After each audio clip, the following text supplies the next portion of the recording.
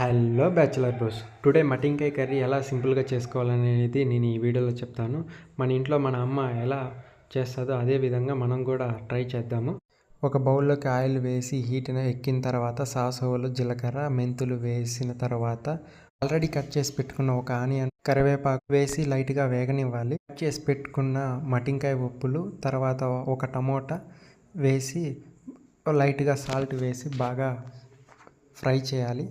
అదే ప్రాసెస్లో groundnuts powder చేసి పెట్టుకోవాలి. గ్లాసు ఒక స్టిక్ యూస్ చేసి గార్లిక్ కూడా బాగా స్మాష్ చేసి పెట్టుకున్న పేస్టు, తర్వాత శనగగింజల పొడి, పసుపు, మిర్చి పౌడరు, ధనియా పౌడరు, లైట్గా సాల్ట్ వేసి బాగా ఫ్రై చేసుకోవాలి. లైట్గా వాటర్ వేసుకోవాలి. కానీ చింతపండు వాటర్ కూడా కలిపి పెట్టుకున్న వాటర్ వేసి బాగా వేగనివ్వాలి. పచ్చివాసన వెళ్ళేంత వరకు వేగించుకోవాలి. అదేవిధంగా ఒక కుక్కర్లో మనము శనగలు వేసి ఉడకపెట్టుకున్న శనగలు కూడా ఈ బాగా ఫ్రై అయిన ఈ కర్రీలోకి మనం వేసి బాగా వేగించుకోవాలి. బాగా పచ్చి స్మెల్ వెళ్ళిన తర్వాత మనం వాటర్ వేసేసి ప్లేట్ అనేది క్లోజ్ చేసి పెట్టుకుంటే ఒక 15 మినిట్స్ బాగా బాయిల్ అయిన తర్వాత మనము